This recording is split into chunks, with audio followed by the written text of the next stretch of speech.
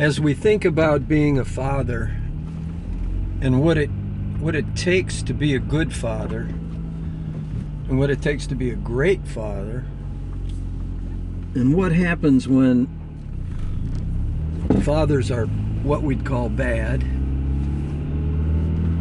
it's a complicated undertaking, no different than life. It's very complicated.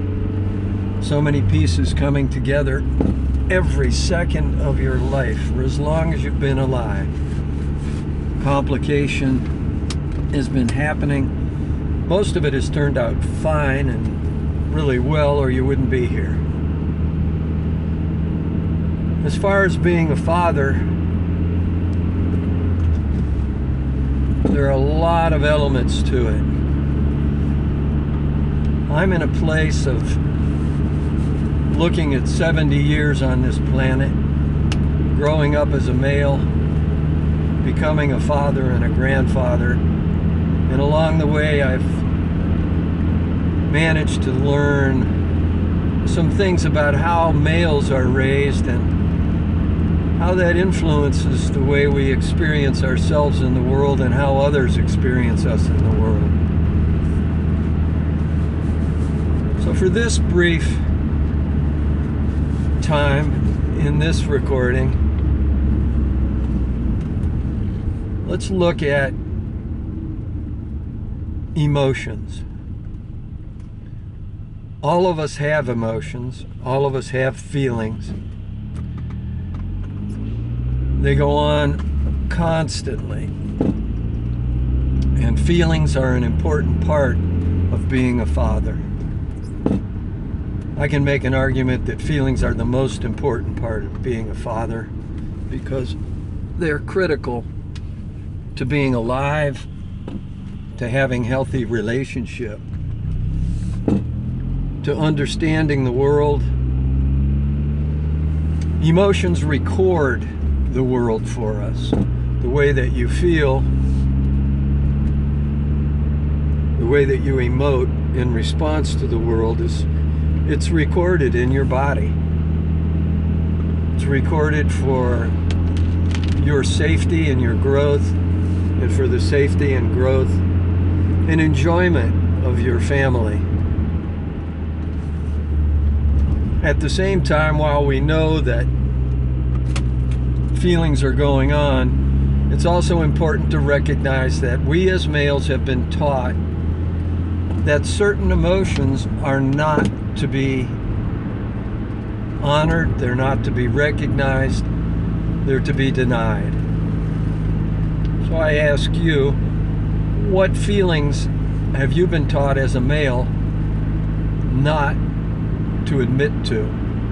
What feelings have you been taught not to be aware of and recognize?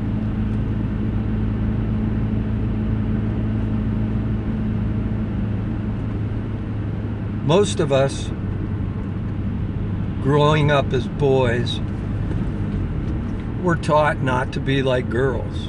We were taught not to be sissies. We were taught not to be interested in the finer things. We were taught to be, and expected to be, rough and tumble, to be tough, not to cry. If we were fortunate enough to have a father who understood emotions, then we probably got less of this. If we had fathers who encouraged us to share our feelings, and before sharing our feelings, to pay attention to them, to honor them. Most of us didn't have that, and even if we did have that,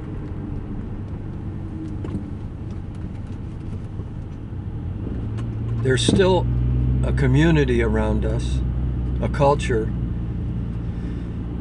that was busy shaping us for a variety of reasons we can get into later. But we have been shaped to stay away from certain things like fear, hesitation, confusion. We were taught that men are strong, men are smart, men don't feel or yield to pain. Rather, men are dominant, know what to do, move concisively, decidedly in directions that are good. Little boys and little girls have no idea about this value. It's like walking outside into the winter day that's cold from a warm house as a little kid. You don't know what's out there. Most boys leave their homes gradually.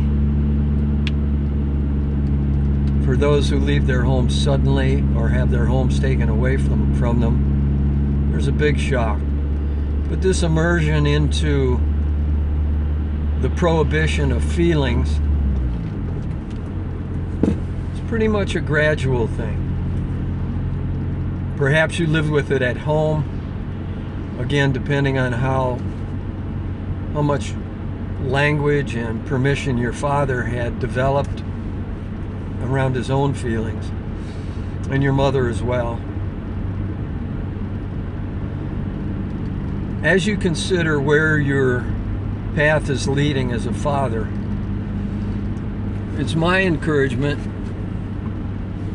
to you to pay attention to your feelings and how they link up to your thoughts, and whether or not they are really working in the way that you are choosing your life to be.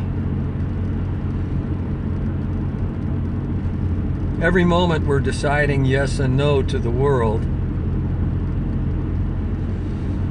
And the idea of understanding feelings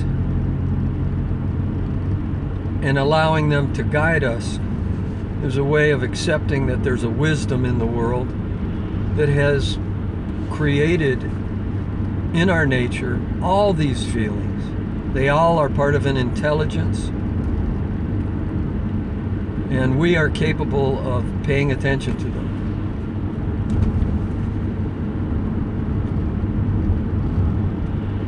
Feelings, emotions that are difficult,